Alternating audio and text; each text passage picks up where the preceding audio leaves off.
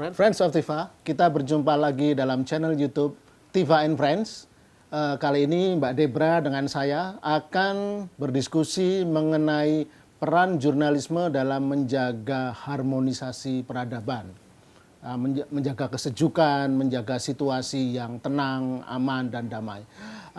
Kita undang Bung Endi Bayuni, mantan pemimpin redaksi Jakarta Post. Tapi dalam diskusi atau perbincangan kali ini kita akan ajak dia dalam kapasitas sebagai Direktur Eksekutif International Association of Religion Journalists. Dan di Indonesia ada asosiasi wartawan yang menamakan diri Sejuk ya. Nanti Bang Endi bisa cerita soal itu. Bung Endi Bayuni, terkait dengan topik perbincangan kita kali ini ya, bagaimana media membangun suasana tenang, damai, harmonis di masyarakat. Tetapi kan ada satu slogan nih di dunia media. Bad news is a good news. A good news is not real news. Nah, bagaimana sekarang dalam konteks Bung Endi Bayuni sebagai Direktur Eksekutif lembaga yang ingin membangun jurnalisme yang sejuk bisa mendamaikan situasi ini? Jadi pertama-tama mengenai good news is no news, bad news is the news. Itu sayangnya masih berlaku dalam kebanyakan redaksi ya. Karena pada akhirnya berita yang ngejual adalah berita yang buruk. Kalau berita-berita yang bagus nggak ngejual. Dan kita tahu bahwa hampir semua media yang mainstream dalam tekanan yang sangat dahsyat untuk menjual berita. Jadi dengan masuknya kita ke era digital ini, bukannya semakin berkurang fokus media untuk berita-berita yang buruk, tragedi, skandal semakin dahsyat. Dan itu pada akhirnya itu ada semacam backfire, kita sendiri kena getahnya ya. Karena masyarakat sebenarnya nggak percaya juga kan bahwa dunia itu seburuk yang digambarkan oleh media. Masyarakat melihat kenyataan bahwa ya emang ada kejadian buruk, ada tragedi, ada skandal, tapi banyak sisi-sisi yang baik yang luput dari pemberitaan media. Jadi beban ini harusnya kembali ke pengelola media untuk memberikan gambaran yang sebenarnya. Kan kita dianggap sebagai cermin daripada masyarakat. Kalau kita hanya cermin memperlihatkan yang jelek-jelek aja, kita tidak melakukan tugas kita yang baik. Dan sudah banyak masyarakat yang saya kenal, teman-teman sendiri, kadang-kadang saya udah nggak baca koran, udah nggak nonton TV berita, karena semuanya berita buruk semua. Padahal ternyata yang saya tahu bahwa Indonesia ini tidak seburuk apa yang saya baca, saya nonton di TV gitu. Tapi pernah dicoba dipraktekkan. Saya ingat sekitar 20-25 tahun yang lalu ada inisiatif dari Sinar Harapan dan kawan-kawan untuk mempromosikan peace journalism. Jadi hanya good news is news. Bad news nggak usah kita abaikan bad news. Apakah pernah ada keberhasilan di inisiatif Ada usaha, jadi beberapa koran sudah mulai memberikan porsi mengenai berita-berita yang bagus, yang sejuk, yang damai di halaman depannya gitu. Kita Jakarta Post dan beberapa koran di Indonesia melakukan itu. Tapi seperti yang saya katakan, dengan adanya online ini, itu membubarkan semuanya lagi. Kita kembali ke praktek lama, karena kita semua dalam tekanan yang sangat dahsyat untuk menjual berita. Dan berita yang menjual ya terserah berita yang skandal, tragedi, yang buruk-buruk lah gitu. Dan itu yang dan kita kan juga bersaing dengan online yang abal-abal gitu. Mereka lebih dahsyat lagi gitu. Terus pertanyaan terus kita berada di mana? Harusnya kita melawan prinsip itu dan memberikan keseimbangan. Ya, kita harus mencerminkan keadaan masyarakat sebenarnya. Ada yang buruk kita beritakan, tapi ada yang bagus, dan banyak yang bagus, kita harus beritakan juga supaya masyarakat bisa mendapatkan gambaran mengenai apa yang sebenarnya terjadi di lingkungan mereka. Peran religion journalism dalam gambaran ini di mana? Nah itu, jadi asosiasi ini didirikan 2012 oleh sekitar 24 wartawan internasional. Saya waktu itu dari Indonesia diundang juga, dengan tujuan bahwa terlalu banyak berita-berita yang menyangkut agama yang membangun kebencian terhadap kelompok agama yang lain. Antar agama ya? Ya, kalau di Eropa, Amerika, Australia ada Islamofobia, ya. Ada antisemitisme juga. Di negara-negara mayoritas Muslim banyak juga membangun kebencian terhadap agama minoritas. Di Indonesia terus terang banyak. Nah, kita mengatakan, waktu asosiasi mengatakan media harusnya lebih dari itu. Tidak hanya memberitakan, membangun kebencian, tapi menjembatani, ya, antara kelompok yang berbeda agama agar terjadi saling pengertian. Tidak mengompori, tidak memperuncing masalah. Sekarang ini kita cenderung memperuncing masalah karena ada ketegangan, ada konflik, kita beritakan. Tapi kalau mereka hidup berdampingan dengan damai, kapan kita beritakan? Nah, Indonesia contoh paling bagus. Ya, Indonesia negara yang majemuk dan sudah beratus tahun majemuk ini, termasuk dalam kemajuan dalam agama, bisa hidup berdampingan dengan damai. Ya. Tapi itu tidak pernah diberitakan. Kita take it for granted bahwa itu terjadi. Tapi nanti kalau ada kejadian konflik antar agama, kita buru-buru memberitakan. Atau bom bunuh diri di gereja misalnya. Ya, konsep yang disebut Mbak Debra tadi, peace journalism, saya tahu persis itu kan memang dalam konteks konflik, dunia konflik ya. Nah, kalau peace journalism juga mungkin diterapkan dalam isu-isu agama, mungkin asumsinya memang agama itu berpotensi terjadi konflik antar agama gitu. Begini, persoalannya di kebanyakan media, mereka tidak memperhatikan agama. Hanya memperhatikan agama kalau ada berita konflik. Itu pun juga mereka kemudian karena mereka tidak mengerti kompleksitas daripada agama, mereka kecil-kecil aja gitu. Jadi mereka tidak melakukan tugas mereka untuk menjelaskan kepada masyarakat apa sih sebenarnya yang sedang terjadi di antara dua kelompok agama yang berbeda misalnya.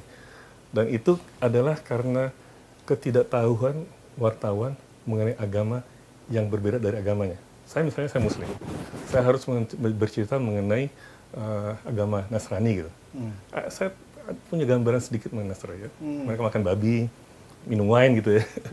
Nggak lebih dari itu pengetahuan saya.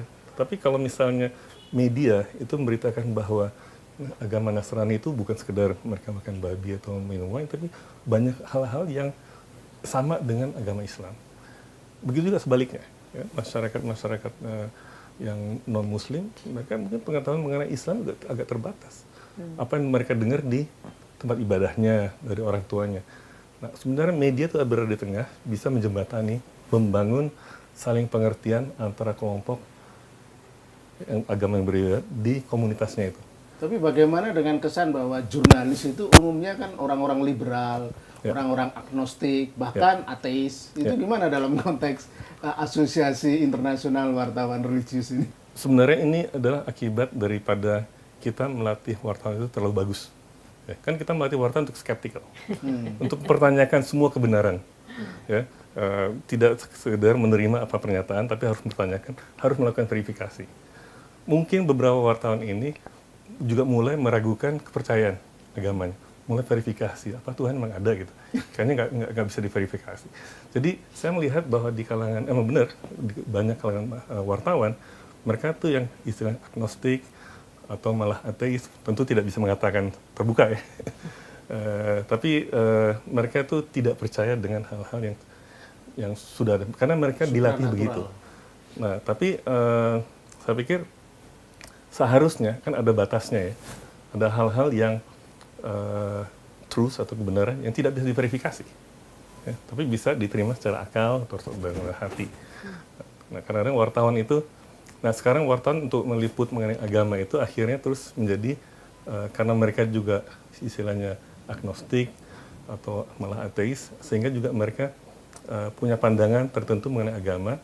Yang lebih parah lagi, mereka pandangannya yang negatif, sehingga terus mereka menghindar atau malah membuat berita yang tidak baik mengenai agama, karena agamanya sendiri atau agama orang lain. Ya, ya. Nah, dalam konteks ini, saya memang sangat tertarik lihat AIRJ yang di Indonesia Sejuk ya, Serikat Jurnalis untuk Keberagaman. Kita kerjasama dengan dia. Kerjasama Sejuk dengan AIRJ. Dan Sejuk itu didanai TIFA. Oh iya, Pak. Itu apakah selama ini memang ada kategori religion journalists, kan political, ekonomi, sosial, art gitu, atau ini adalah konsep inisiatif baru dengan adanya begitu banyak konflik yang diakibatkan oleh pemberitaan yang negatif tentang agama. Jadi sebenarnya sudah ada kategori jurnalis yang meliput agama. Contohnya di Indonesia di Departemen Agama ya. Cukup banyak media yang mengirim jurnalisnya untuk meliput kegiatan di Kementerian Agama. Dan situ kegiatannya termasuk kegiatan-kegiatan tempat-tempat ibadah atau kelompok-kelompok agama. Tapi dari observasi saya, wartawan yang ditugaskan ke Kementerian Agama itu wartawan yang junior, yang mungkin 1 tahun 2 tahun kemudian minta pindahkan ke yang lebih seksi gitu ya, politik, keamanan, bisnis, olahraga. Jadi tidak ada yang benar-benar mendalami mengenai agama ini yang seperti yang kita harapkan. Jadi kita menciptakan, bukan menciptakan tapi menghidupkan kembali genre daripada jurnalisme agama ini agar dengan harapan bahwa semua media memberikan perhatian yang lebih besar. Betapa pentingnya agama ini diliput dengan baik. Masyarakat Indonesia, masyarakat yang agamais ya, apakah itu Muslim, Nasrani, Hindu, Buddha, dan lain-lain, masyarakat Indonesia itu masih melakukan ritual-ritualnya, menjalankan hidupnya berdasarkan petunjukan dari ajaran agamanya lah. Jadi, tapi somehow ini sering missing dalam pemberitaan. Pemberitaan kita sekularisasikan sama sekali. Sepertinya agama itu bukan bagian dari kehidupan masyarakat. Sehingga pemberitaan itu kosong. Tidak memperlihatkan bahwa masyarakat Indonesia itu sebenarnya agamanya kuat. Nah ini terjadi persis karena tadi wartawannya sendiri juga cenderung sekuler atau malah ateis gitu ya, agnostik. Sehingga terus, nah ini kalau saya perhatikan ini kebijakan dari atas, dari pemimpin redaksinya sampai menjadi kebijakan, tidak memperhatikan agama, tidak kurang atau tidak memperhatikan sama sekali mengenai pentingnya agama ini. Tidak ada, mungkin ada 1 wartawan yang pemret yang pernah meliput agama di Indonesia. Yang lain-lainnya mereka berasal dari olahraga, dari politik, dari ekonomi. Itu aja memberikan refleksi bahwa agama kurang diberikan perhatian yang seharusnya. Nah, kita menemukan agama hampir di semua aspek kehidupan, dalam politik, budaya, olahraga, bisnis, seni budaya. dan ya agama itu ada, tapi somehow itu dihilangkan oleh wartawan kita karena mereka pertama tidak punya tradisi itu, kemudian mereka tidak mengerti agama itu sangat kompleks dan sangat bahaya kalau diserahkan pada orang yang tidak punya expertise. Makanya pentingnya genre ini, kemudian pentingnya ada perubahan di kebijakan redaksi, dan kemudian pentingnya adanya training bagi wartawan untuk bagaimana meliput agama dengan baik. Di sini Sejuk tadi disebut ya, Serikat Jurnalis Keberagaman, saya juga termasuk di boardnya sana, ikut membantu. Kita sudah pernah kerjasama dengan IARJ, bantuan dari TIFA juga, untuk melakukan pelatihan atau seminar mengenai pentingnya jurnalisme agama. Ini pertanyaan nakal saya sedikit kan. Di negara-negara maju itu kan kecenderungan sekulerisme kan semakin menguat. Ya. Nah, saya tidak mungkin bisa cerita nanti asal asbabun nusulnya kenapa lembaga ini didirikan, International Association of Religion Journalists. Dalam konteks saya kok masih berada pada pemikiran begini. Berarti memang untuk hanya isu-isu spesifik kan, atau di negara-negara spesifik bagaimana ketika isu-isu agama itu masih menjadi problem. Asumsi saya di negara Eropa Barat, mungkin Amerika, itu ya agama memang masih ada, tapi kan cenderung bukan menjadi isu yang menarik kan. Beda mungkin dengan negara-negara yang memang agama masih menjadi lifeblood masyarakatnya, Indonesia, mungkin India. Ini gimana antara diskrepansi itu, kesenjangan di negara maju yang agama tidak terlalu jadi isu dengan negara yang seperti Indonesia. Sebenarnya sejak 9/11 agama itu menjadi masuk the center stage ya, di hampir semua negara karena ada faktor agama dalam serangan teroris 9/11. Kemudian terjadilah Islamofobia yang kita lihat terjadi di negara barat. Tapi sekarang dengan adanya refugees ya, dari negara-negara Timur Tengah, mereka juga bagian besar Muslim. Nah, itu kan menimbulkan pertanyaan di negara Eropa yang sudah semakin sekuler atau malah ateis ya, tapi mereka agamanya kita nggak ngerti, kita meragukan gitu. Nah, disitulah masuk jurnalisme agama untuk menceritakan bahwa agama itu sebenarnya bukan menjadi ancaman Nah sekarang ini banyak persepsi di semua negara, termasuk Indonesia, untuk melihat agama lain menjadi ancaman terhadap eksistensi mereka. Nah disitulah media harusnya bisa masuk. Disitulah kira-kira media bisa masuk untuk menceritakan bahwa agama itu sebenarnya bukan ancaman, agama itu adalah dan itu adalah hak ya, kebebasan orang untuk berkeyakinan. Mereka punya kebebasan untuk tidak berkeyakinan, boleh. Di negara di Indonesia kan nggak boleh. Di negara-negara di Barat tuh hak mereka untuk punya agama atau tidak punya agama. Dan punya agama boleh pilih agama yang mana aja gitu. Dan jadi, sebetulnya ini seperti yang tadi di pembukaan yang Mas Lukas bilang, yang sebetulnya yang kita bahas adalah peradaban kan, bahwa agama adalah basis dari peradaban. Ya, suka nggak suka ya, banyak wartawan yang mengatakan buat apa sih agama gitu, kita hindari aja karena terlalu susah. Tapi saya pikir itu pendekatan yang salah. Kita sebagai wartawan, apapun agama kita, atau apapun misalnya kita tidak punya agama, kita punya kepercayaan, tetap sebagai jurnalis kita harus melakukan tugas kita dengan baik. Dan itu berarti memberikan gambaran yang sepenuhnya mengenai agama yang ada di masyarakat kita. Bagaimana kalau dengan persepsi saya bahwa lembaga seperti IAJR ini untuk membangun sensitivitas jurnalis terhadap agama? Ya. Apakah bisa dibilang begitu? Artinya isu agama itu penting dan sensitif, maka wartawan jangan selonong boy istilahnya. Jadi jurnalis yang lebih bertanggung jawab dalam merawat isu agama ini, toleransi dan sebagainya. Ya, jadi kita dengan Sejuk sudah melakukan 3 konferensi yang sifatnya internasional di Indonesia. Jadi IARJ dengan Sejuk melakukan konferensi internasional bagaimana, pertama mengenai pentingnya jurnalisme religion, jurnalis agama. Kedua, ada workshop juga, pelatihan untuk bagaimana mereka bisa meliput agama dengan baik. Ketika kita melakukan seminar, kita undang tuh hampir semua pemret dari media besar. 1 datang. Yang lainnya kirim. Dari berapa pemret yang diundang? Lebih dari 10. Yang lainnya kirim bukan wakilnya, yang rendah banget. Itu merefleksikan bahwa mereka mengatakan, ini nggak penting. Walaupun mereka kenal saya dengan baik ya. Andy ini apa sih gitu. Ada-ada aja gitu kan. Tapi akhirnya kita sepakat dengan teman-teman di Sejuk bahwa kita targetnya melatih wartawan yang muda. Di Sejuk itu Serikat Jurnalis Keberagaman, itu anak-anak muda yang sangat memberikan perhatian yang besar terhadap keberagaman di Indonesia ini dan menjadikan itu bagian dari ininya mereka. Nah, keberagaman itu termasuk tentunya agama, etnisitas, ras, sexual preference, language, tradisi, dan lain-lain. Dan Indonesia sangat majemuk. Saya pikir keberadaan Sejuk ini sangat penting bagi wartawan kita untuk bisa mengembangkan jurnalismenya dengan baik.